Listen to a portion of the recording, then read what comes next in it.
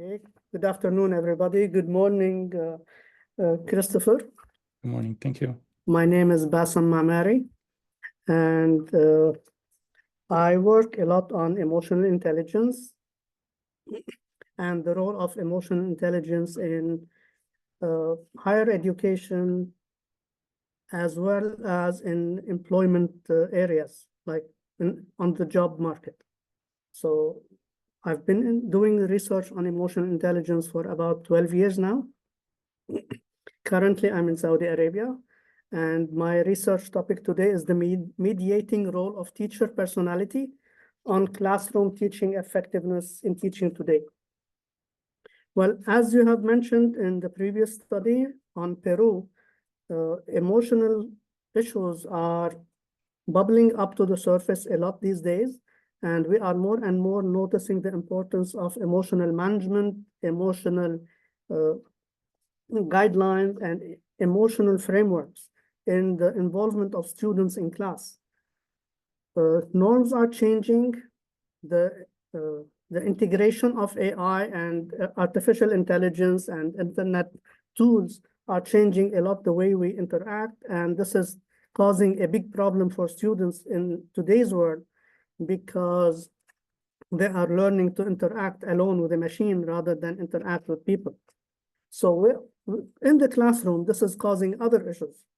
So among the issues that we are facing is interactivity in the class, the ability of students to understand each other, to communicate together, to control their own behavior.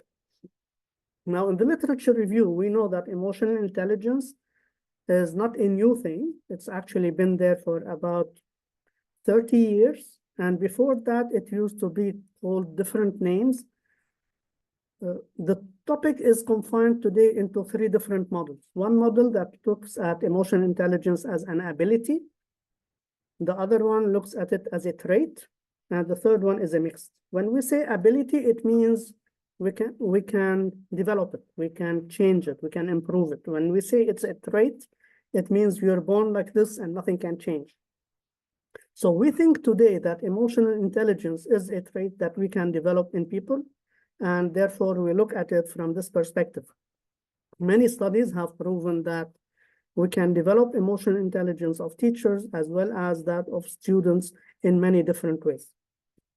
On another level, personality traits are very well managed in the managerial context in the work environment. We have something called the 5 big personality traits that we assess, and they include openness, which means ability to adapt to new environments, ability to accept new things and to try new things, conscientiousness, being able to apply ethical and standards that you accept, extraversion, ability to work, to try new things and be outgoing, agreeableness, which means being able to work with other people and allow other people actually to work with you, and neuroticism, or how much you focus on yourself, to make it simple. So in our study, we analyzed the effect of teachers' emotional intelligence on classroom teaching effectiveness. And we were trying to see whether personality traits mediates the relationship, which means if teachers have a certain personality trait, does it affect the way they teach in class and how well they can teach? So the methodology we used was quantitative. We gave a questionnaire made of published sort of questionnaires, tested and validated questionnaires.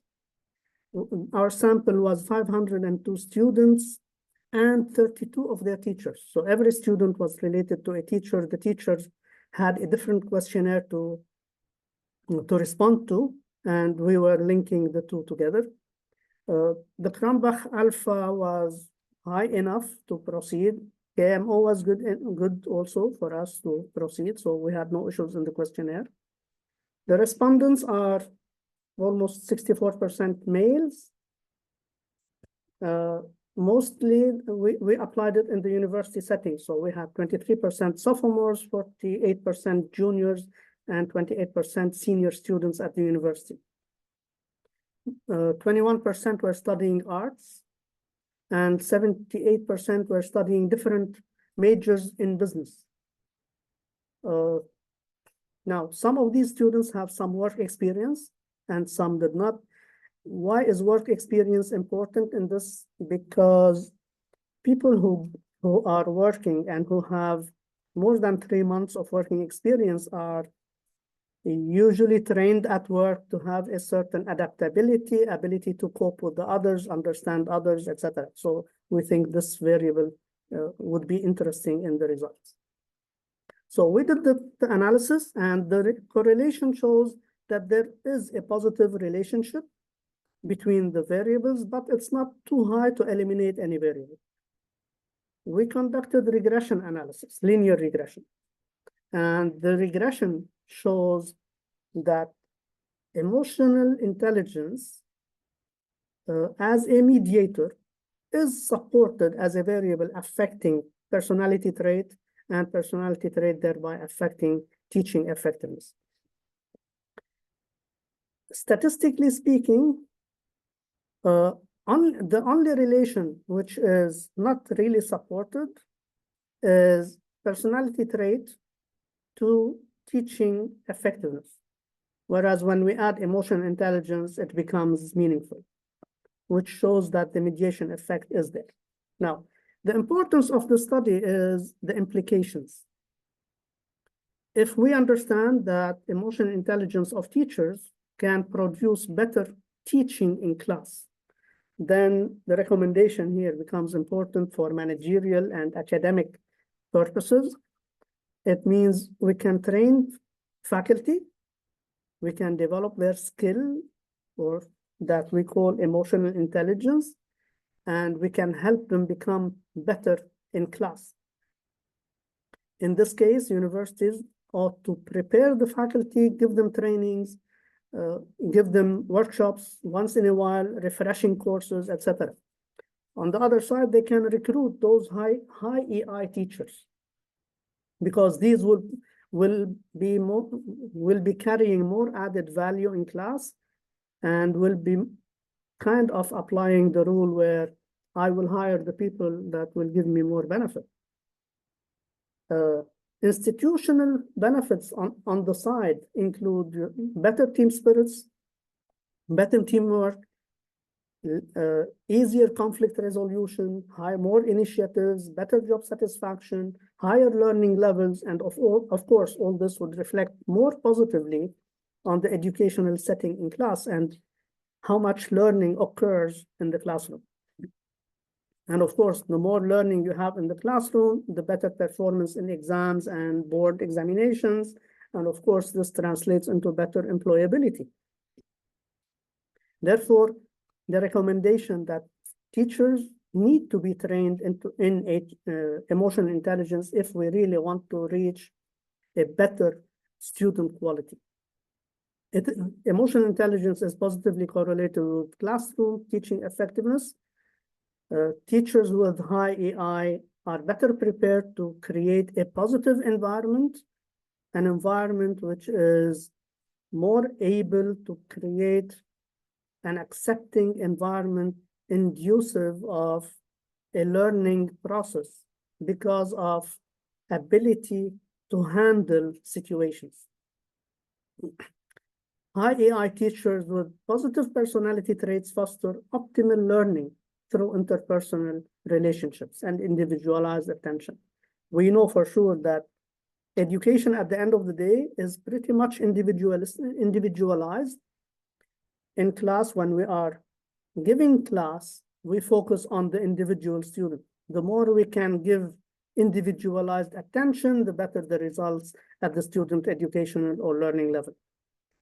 Therefore, personality trait development workshops and emotional intelligence trainings should be administered to teaching faculty members and maybe repeated once in a while to refresh and keep up to date.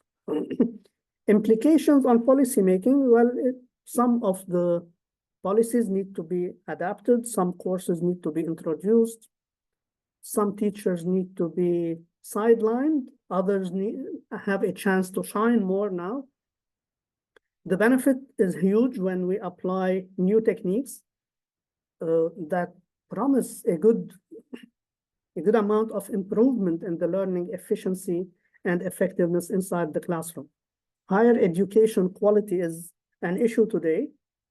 The more we go into online teaching, the less interactivity, the more teachers need to be equipped with these tools that they can cope remotely through the screen, black screen, with whatever is happening behind the screen. Therefore, they need more of these skills. Limitations of the study, the sample size was not small, but we could have gotten a bigger sample size to include more faculties. The questionnaire is self-reported, and some people argue that this is not the best way. Well, we had enough control on biases to say that the study was okay. Student ratings may be influenced by other things, undisclosed factors, grades, personal relationships. However, future studies should focus on how can we take this further and how can we focus more on new skills that we need. Definitely, education and teaching today is not the same as 20 years ago. Definitely, as teachers, we will need some new skills that we have to earn somehow. So if we can begin this stream of research where we can work on qualitative studies that highlight what other factors could be useful, then maybe we have a better future in the teaching career. So good luck and thank you, everybody. The floor is open for your questions.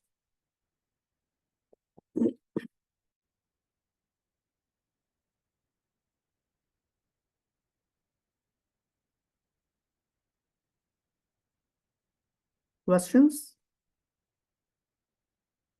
Okay, thank you.